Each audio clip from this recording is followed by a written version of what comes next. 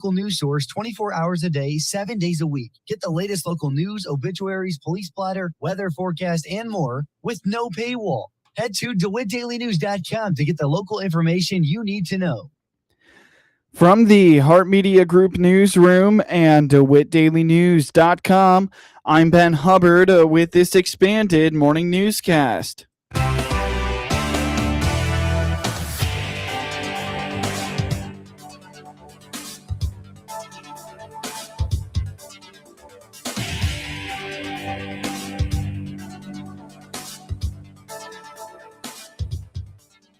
Good morning and thanks for being with us. I'm your host today, Ben Hubbard.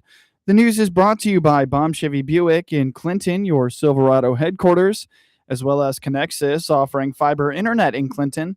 Click their icon on DeWittDailyNews.com to find out more. The DeWitt County Board will hear from another solar developer, this time just north of the city limits of Clinton. Board Chair Joe Whitty indicates the hearing is set for late April. The county took over the hearing process last year instead of the applications going through the Regional Planning Commission and Zoning Board of Appeals before coming to the county board.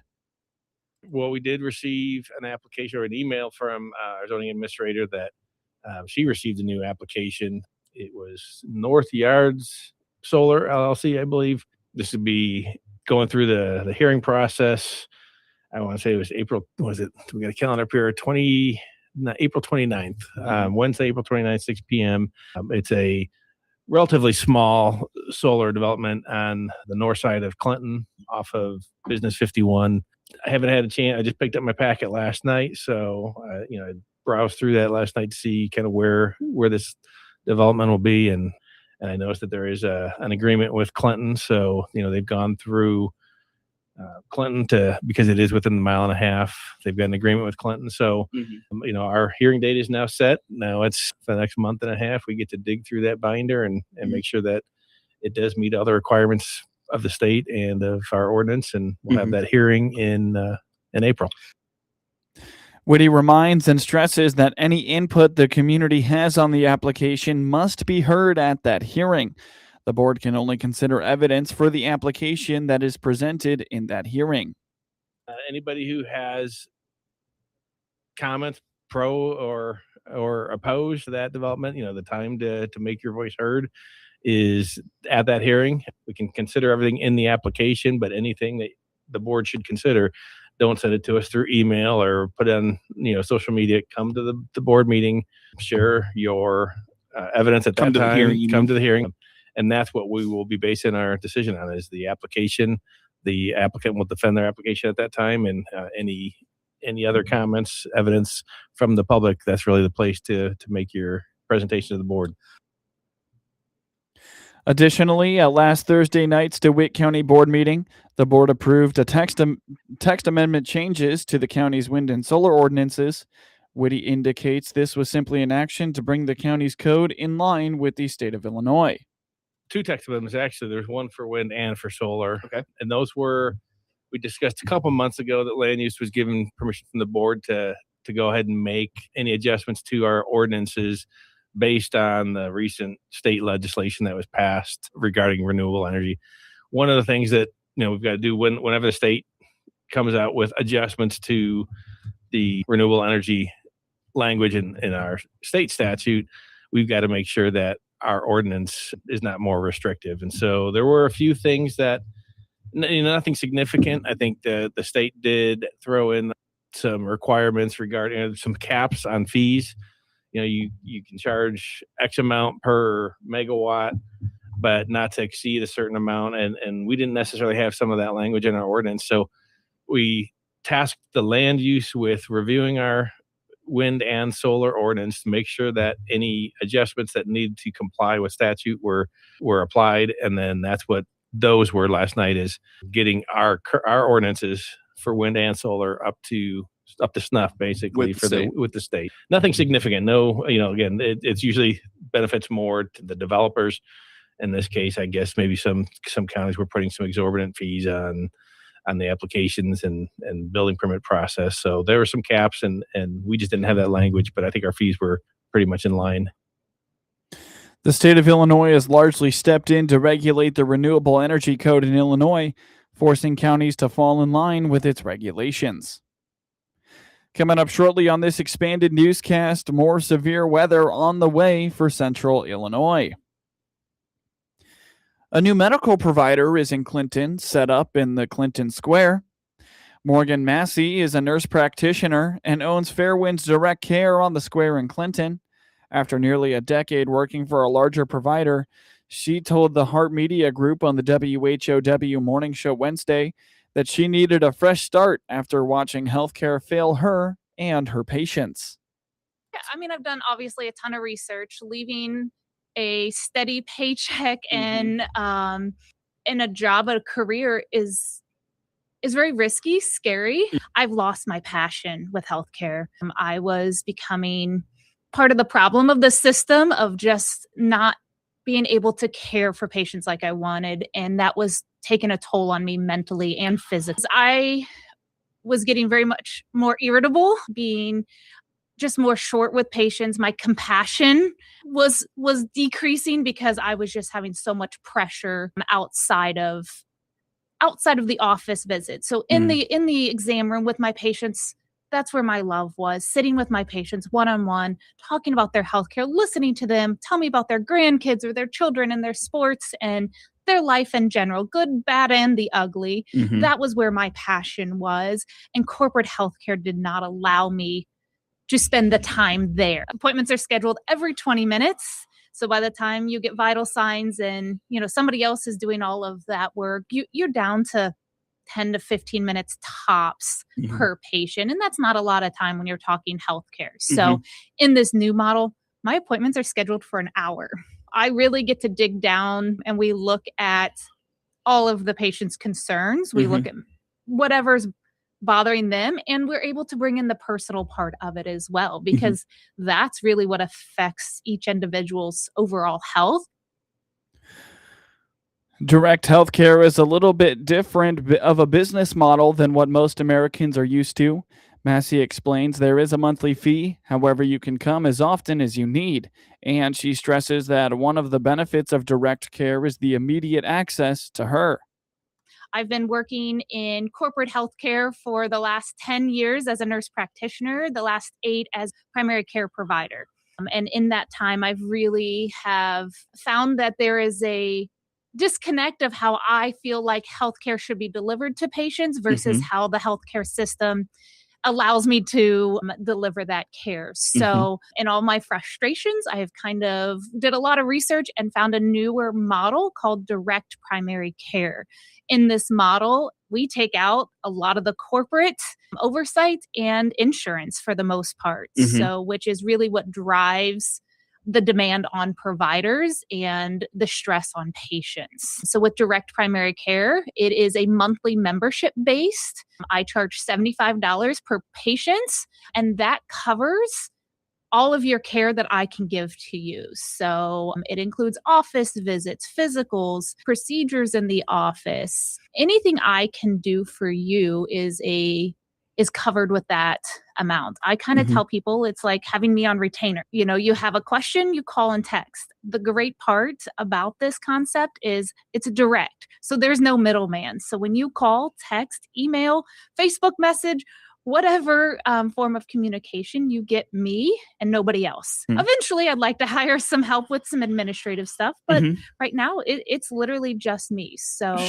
it's nice to be able to have that direct access. One of the biggest frustrations I've heard in the last 8 years and worsening in the last 3 to 5 is contact with the providers. So the call centers with corporate organizations, you're always talking to somebody different. You never get the same person. You get delays in responses, delays in scheduling. Yeah. So, you wake up and you're like, I have a sore throat. My kid had strep last week. I probably have it.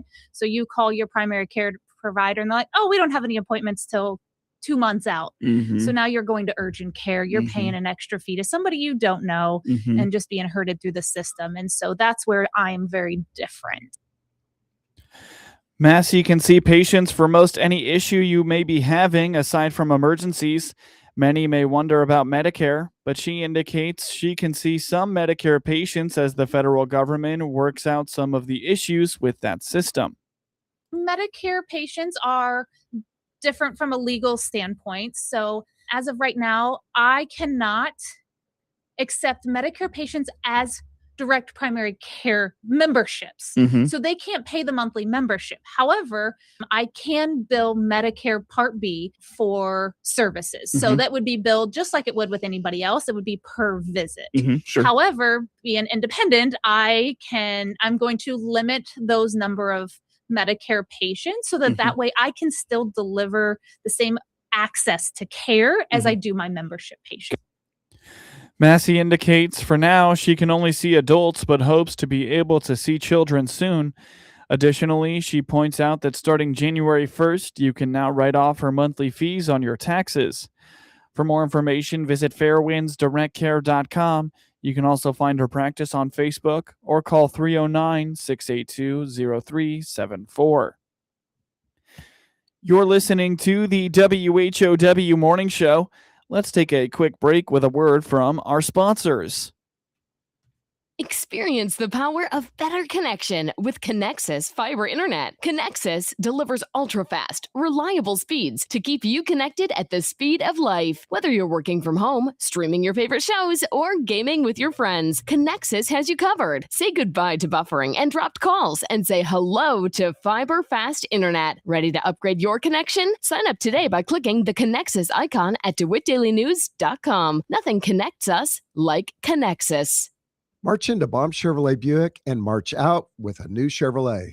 This is Scott Baum from Baum Chevrolet Buick in Clinton and Farmer City. We have over 20 Silverados to fit your daily work needs in 1500, 2500, and 3500s in gas or diesel, all sale priced. Also, check out the Colorado pickup. This size and maneuverability may be another option as well. Chevrolet, together, let's drive. Baum Chevrolet Buick, right from the start. News time is 21 minutes after the top of the hour. You're listening to the WHOW Morning Show. More severe weather is on the way late Thursday evening into Thursday night. That's according to Ed Shimon at the National Weather Service in Lincoln, who told the Heart Media Group on the WHOW Morning Show Wednesday, Northeast Illinois will see the first round of storms before another round develops in the early evening hours. Tomorrow, right around 1 o'clock or 2, well, actually about 2 o'clock, in far northwest Illinois, they're going to develop, and then they're going to rapidly get a lot stronger right around the 4 or 5 o'clock. Between 4 and 6 p.m. tomorrow, just north of Champaign to Chicago, that corridor is really going to see some intense storms, maybe even a strong tornado out of that. Knock on wood, that stays north of the DeWitt County area. But anywhere, it's not good to have those kind of storms. And then as we get into the evening, like after 6 o'clock, that line is going to fill in back to the southwest of that initial complex when the cold front is coming through. And then we could see some large hail, wind damage. The tornado threat will still be there as well. We are in an outlook with a Category 1 intensity, so that EF2 tornadoes are possible if one does develop, even all the way across central Illinois tomorrow evening. So, it's definitely a caution thing when you see that tornado threat go up to the EF2 level, because EF2 means you could have walls damaged on your home, your roof can completely be removed, because EF2 winds are about 115 to 130 miles an hour. So it's no joke. Your home could have some problems. But that's just isolated areas that may see one storm intensify like that. It's not going to be a widespread, multiple EF2s all through central Illinois. It's going to be pretty much just corridors of more intense winds like that. Sure. Temperature at about 5 o'clock tomorrow is going to be, mid 80s, 84, 83. And then by the time we hit 5 a.m., 6 a.m., it'll be down to 36, 37. Upwards of 45 degrees in about 12 hours. Wow. Less than 12 hours. They'll be in here and out, let's see, by, I'd say midnight, the threat for the DeWitt County area should be done. Maybe even a little bit before that. Okay. Temperatures today will gradually warm up to a point where we could see record highs for March. According to Shimon, warm air is pushing up into the area from the southwest. Basically, we're just going to be on a steady warm up, and tomorrow is really going to be off the charts warm. But a few storms are going to start to bubble up this afternoon as the warm front starts to track across Illinois and mainly north of us. So we just have a partly sunny high of 73 down for the DeWitt County area. That's thunderstorm chances kind of expand southward this evening. So we've got 50% chance of showers and storms, but that's mainly before 3 a.m. Then they're going to kind of get out of the area as we head into Thursday morning. But Thursday is going to be the really big show. Not only are we going to hit near record highs for the day tomorrow, but we could have monthly record highs tomorrow. We've got a graphic on our weather stories, but 88, 87, I mean, it's going to be near 90 tomorrow, which in most of our climatology sites, it's going to be, potentially a monthly record for any day in March. Just off the charts warm there. The winds are going to start to gust a little out of the southwest as that warm air filters in and the warm front kind of shifts to our north. Low 70s for highs, really comfortable day. You should, like I said, stay out of the rain that's going to develop. It's going to develop in northeast Illinois this afternoon, but knock on wood, we are out of that until the evening. So have an enjoyable day, maybe some increasing cloud cover a little bit, but pretty nice overall. Can't beat it. Lows will be really mild because we're going to keep those south winds going right around 60, 59, 60. That's above our normal high, and that's going to be our low tonight. So, pretty mild. As you can imagine, if we're going to head up into the upper 80s for highs on Thursday, you're not going to be starting from the 30s most of the time. Yeah. So pretty nice overnight. Once those rain showers move out after about 3 a.m., then we'll, stay pretty mild even through sunrise. The southwest winds are going to be breezy all the way through tomorrow. Sustained about almost 20 mile an hour sustained, gusting into the 30s, low to mid 30s for gusts. So It'll be breezy. When you're getting that warm, it's because the warm air mass is pushing into the area this time of year. Keep it tuned to the Heart Media Group for those watches and warnings as they are issued. Shimon adds to keep an NOAA weather radio close throughout the evening as well. Visit weather.gov/Lincoln for more on weather forecasts and severe weather outlooks. Farm Rescue continues to promote its mission. The organization offers families with the operational support they need in times of crisis. Help is provided in 11 states, including Illinois. The effort started in 2005, says Farm Rescue's Terry Johnston. Yeah, we learn of families one of two ways. Either the family reaches out to us, maybe through the website or calls the office, or in most cases, really, truly, it's a referral from somebody else in the family, in the community, maybe their John Deere dealer or their seed salesperson.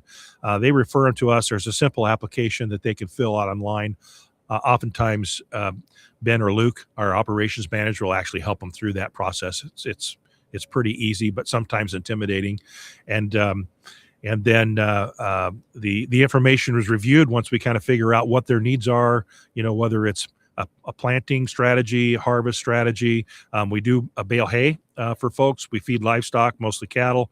And once we get that figured out, we learn the timings, like when's the crop going to be ready or when are you going to need us? Then our volunteer coordinators reach out to our volunteers, kind of starting geographically as close as possible and work our way out. Then also based on skills and availability. And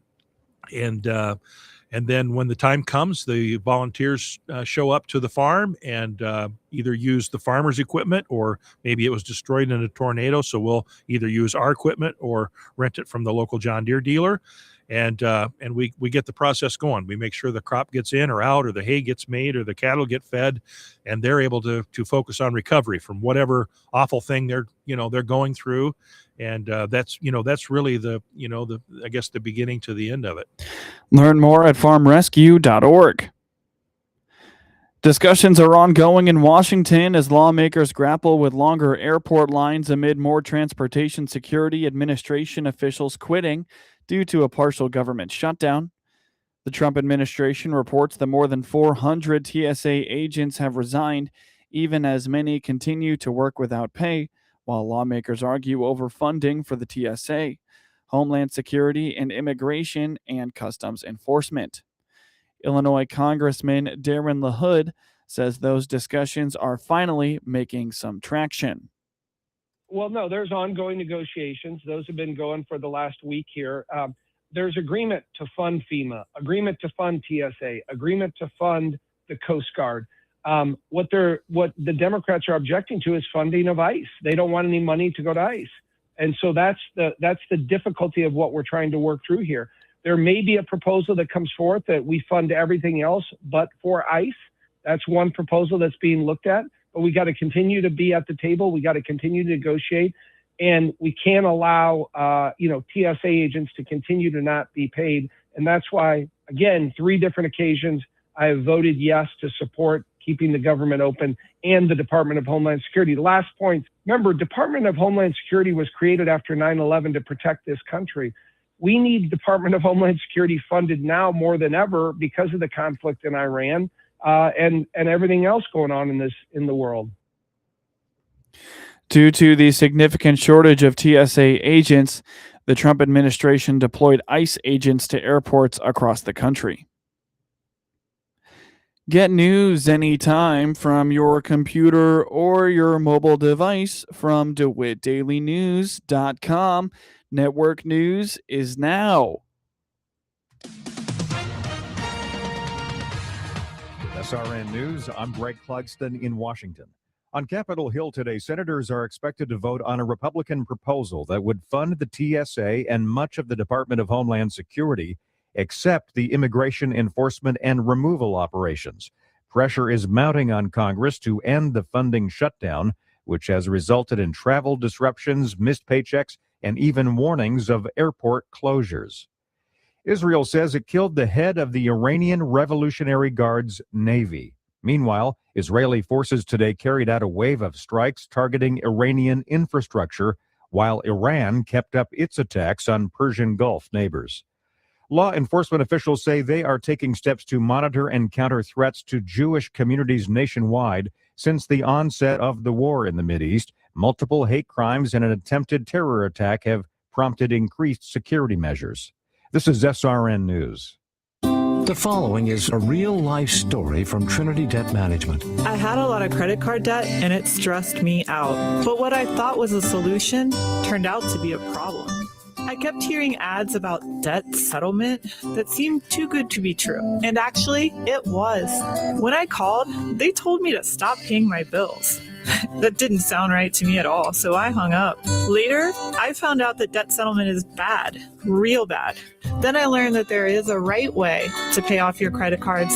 It's called a debt management program from the great team at Trinity. Trinity had a plan. In the end, I paid off my bills, I saved thousands, and I even improved my credit score. If credit card debt has you down, call Trinity at 1-800-936-5496. My name is Heather. Please forget debt settlement and remember Trinity Debt Management. 1-800-936-5496. This is staff meteorologist Jennifer Wojcicki with your regional radio forecast. Slight chance of thunderstorms today, otherwise sunshine mixed with clouds at times. High temperatures reach up to 86. Winds out of the southwest 10 to 20 miles per hour. Thunderstorms likely tonight, lows level off around 35, cloudy skies expected. Hear weather twice an hour or online anytime at DeWittDailyNews.com. Right now, 62. From the Hart Media Group Sports Desk, IL Sports Wire, and DeWittDailyNews.com, I'm Ben Hubbard with this local sports report. Ryan Cunningham homered and Tolono Unity used a fast start to take down Clinton 7-2 in non-conference high school baseball action on Wednesday afternoon in Tolono. The Rockets scored 3 runs in the first inning and 3 more in the second to open up a 6-0 lead. They added a run in the 7th for its final tally on the day. The Maroons broke through in the 6th inning. Jack Manning tripled in Jackson Reynolds. Josh Bass followed with a double to score Manning to make it 7-2. Dane Eisenmenger struck out 9 across 5 2/3 innings of 2-run ball for Unity. Bass and Manning each finished 1 for 3 for Clinton. The Maroons are 3-2 overall. They travel to Ridgeview on Saturday morning. In a game heard on WEZC and online at DeWittDailyNews.com, Monticello pounded out 4 home runs and a web gem by Meadow Miller to secure the win, giving Monticello a 7-6 win over Meridian in non-conference high school softball action on Wednesday in Monticello. With the bases loaded and the tying run on third and the go-ahead run at second, a foul ball along the third base dugout was snagged by a lunging Miller, and the Lady Sages held off a constant pressure by the Lady Hawks' pursuit of a comeback win. Monticello slugged a pair of 2-run home runs in the first inning. The first was Madison Highland's drive to left field, which popped out of the mitt of the Meridian left fielder and went over the fence, scoring Emma Lawhead, running for Cassidy Stoffel. A catch on the play would have ended the inning, but 2 batters later, Reese Steiger blasted a 2-run shot to left that scored Allie Widener and put Monticello in front 5-0. With 1 out in the second inning, Sadie Walsh blasted a homer to left field to make it 6-0 for Monticello. The Lady Hawks did not go quietly into that good night.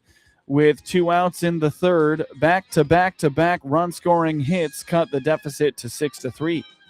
Meridian added 2 more runs in the fifth to cut the deficit to 6-5. Monticello got its eventual game winner on a solo home run to right center field off the bat of Isabella Beery. Stoffel got the win for Monticello. She worked the first 4+ innings, starting the 5th inning before being lifted by Highland. Stoffel came back into the game for the 7th inning, working through a bases-loaded jam to preserve the win. No Monticello batter recorded multiple hits in the victory. Beery, Highland, and Steiger each drove in 2. The State Bank of Bement player of the game was Highland. Meridian suffered its first loss of the season to go to 3-1. Monticello improved to 5-2. They will host Decatur Eisenhower on Friday. Normal Community used a balanced offensive attack to gradually pull away from North Little Rock, Arkansas for an 8-3 win in the first of 2 games on the final day of its annual spring break trip to Alabama in high school baseball action on Wednesday. Lucas Beatty drove in 3 runs. UIC commit Max Heineman doubled and was 2 for 4 as the Ironmen pounded out 10 hits and took advantage of 7 Charging Wildcats errors. In the second game, Beckett Weber went yard and the Ironmen exploded for a 14-4 win over Prattville, Alabama in high school baseball action. Weber's solo shot in the second put the Ironmen up 1-0. After falling behind 4-1, Heineman started the scoring in a 7-run third inning with a 2-run double to make it 4-3. Then Gavin Swartz tied the game with a run-scoring single. Normal Community went ahead for good when Weber brought home Swartz and Drew Stevens with a 2-run single. Andrew Nauer broke the game open with the 4th inning with a 3-run double to make the score 13-4. Gavin Michaels was 3 for 4. Nauer finished with 5 RBIs while Weber had 4 runs batted in. After losing 2 games in all of the spring of 2025, Normal Community is 5-2 in the early season of 2026. They return to the 309 and take on Yorkville next Thursday. Johnny Kinziger had 16 points in Illinois State's 61-55 win against Dayton on Wednesday in the NIT quarterfinals.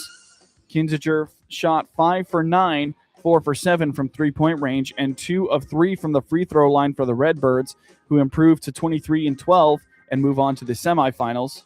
Chase Walker added 13 points and 10 rebounds. Ty Pence finished 5 of 9 from the field to finish with 12 points. Bryce Hurd finished with 12 points for the Flyers, who finished the season 25-12. Jordan Durkak added 11 points and 6 rebounds, and Emil Leetang had 10 points, 6 rebounds, and 2 blocks. Kinziger put up 11 points in the first half for Illinois State, which led 33-23 at the break. Illinois State used a 9-0 run in the second half to build up a 19-point lead at 49-30 with 12 minutes and 31 seconds left. Joel Embiid scored 35 points in his return to the lineup from injury. Paul George had 28 points in his first game since serving a 25-game suspension for violating the NBA's drug policy. And the Philadelphia 76ers rolled to a 157-137 victory over the Chicago Bulls on Wednesday night. Josh Giddey scored 23 points to lead the Bulls. Embiid, the 2023 MVP, made 6 of 9 shots from the first period, including all 3 of his three-point tries. He had 23 points in the first half to help Philadelphia take a 71-52 halftime lead. George missed 8 of 10 field goals in the opening half and had 5 points, but scored 23 points in the second half. VJ Edgecombe added 22 points for the 76ers. The Bulls are at Oklahoma City on Friday, while the 76ers are at Charlotte on Saturday. In scores from around the NBA last night, the Atlanta Hawks defeated the Detroit Pistons 130-129 in overtime, while the LA Lakers beat the Indiana Pacers 137-130. The Miami Heat took down the Cleveland Cavaliers 120-103, while the Boston Celtics beat the Oklahoma City Thunder 119-109. The San Antonio Spurs routed the Memphis Grizzlies 123-98, while the Washington Wizards beat the Utah Jazz 133-110. The Minnesota Timberwolves beat the Houston Rockets 110-108 in overtime, while the Golden State Warriors beat the Brooklyn Nets 109-106. The Denver Nuggets beat the Dallas Mavericks 142-135, and the Portland Trail Blazers romped the Milwaukee Bucks 130-99. The Los Angeles Clippers beat the Toronto Raptors 119-94.